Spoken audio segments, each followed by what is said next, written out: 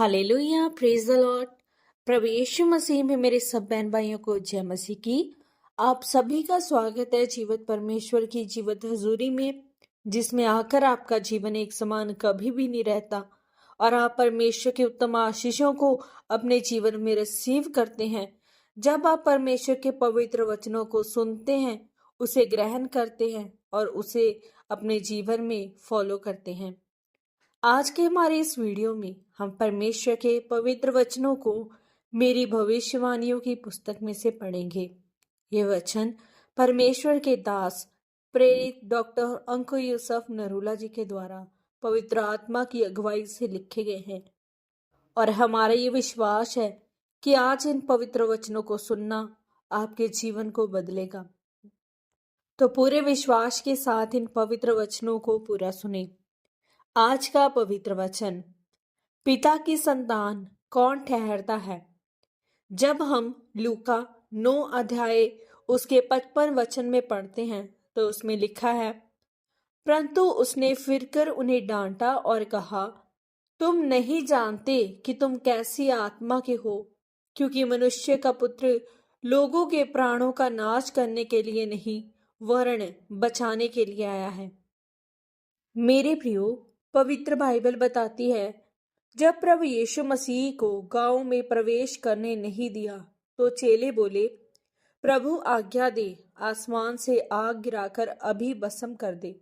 परमेश्वर प्रभु यीशु मसीह ने उन्हें कहा, तुम नहीं जानते तुम किस आत्मा के हो। तुम पुराने नियम की आत्मा के नहीं हो, तुम नए नियम की आत्मा के हो। नए नियम में परमेश्वर प्रभु यीशु मसीह ने हाथों पर कील ठुकवाए और कहा, हे पिता, इन्हें माफ कर, क्योंकि ये नहीं जानते ये क्या कर रहे हैं। तो हम उस आत्मा के लोग हैं। इसलिए जब आपका कोई विरोध करे तो आप प्रार्थना में रहें और उन्हें माफ करें। जब पंजाब में मसीहियत का विरोध होता था, हम मीटिंग रखते थे, मीटिंग रद्द हो जाती थी, तब फिर हम प्रार्थना करते थे कि कोई बात नहीं। परमेश्वर ने ऐसा अनुग्रह किया कि धीरे धीरे सुसमाचार लोगों तक फैलता गया। अब लोग खुद कहते हैं, आपको अनुमति दे दी है, कोई काम हो तो बताइए, सब ठीक होगा, सब अच्छी तरह से होगा।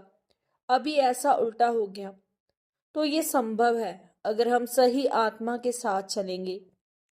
इसी तरह से अगर आपके परिवार में आपका कोई दुश्मन है, क्योंकि आप मसीह के हो गए हैं, आप परमेश्वर को मौका दीजिए काम करने का। आप प्रभु में बढ़िए, पवित्रताई में बढ़िए, प्रार्थना में बढ़िए, परमेश्वर के वचन के प्रकाशन में बढ़िए। फिर देखें धीरे धीरे परमेश्वर आपकी जिंदगी में और परिवार में क्या करता है। प्रभु यीशु मसीह ने कहा, अगर तुम अपने नमस्कार करने वालों को ही नमस्कार करो तो तुम में और अन्य जातियों में कोई फर्क नहीं, वो भी अपने नमस्कार करने वालों को नमस्कार करते हैं। अगर तुम पिता के संतान ठहरना चाहते हो तो तुम्हें दुश्मनों से भी प्रेम करना पड़ेगा। पवित्र बाइबल कहती है, जब एक गलती पतरस ने की तो पौलुस ने उसे सबके सामने डांटा, क्योंकि वो गलती विश्वासियों को प्रभावित कर रही थी। लेकिन किसी की कमी या किसी के असफल होने पर अगर आप वीडियो बनाकर इंटरनेट पर डालते हैं तो आप भी ये साबित कर रहे हैं कि आप में भी परमेश्वर का वचन नहीं है, क्योंकि प्रेम सब अपराधों को ढांपता है। आप सिर्फ उसी जगह बोल सकते हैं जहां कलीसिया की पवित्रता ही प्रभावित हो रही है। लेकिन किसी को प्रकट करना ईर्ष्या की निशानी है, प्रेम की नहीं। जब पौलुस पतरस को डांट रहा था तो ये ईर्ष्या नहीं थी। उसे मालूम था, अगर मैं ये बात नहीं बोलूंगा तो कलीसिया बिगड़ जाएगी, इसमें दुष्टता का बीज आएगा, लोग डरेंगे नहीं।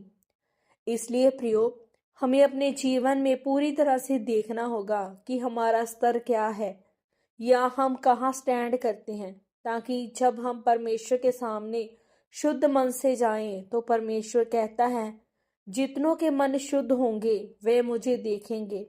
आप उसके प्रमाण को ऐसा देखोगे आपने किसी के जीवन में नहीं देखा होगा। आमीन।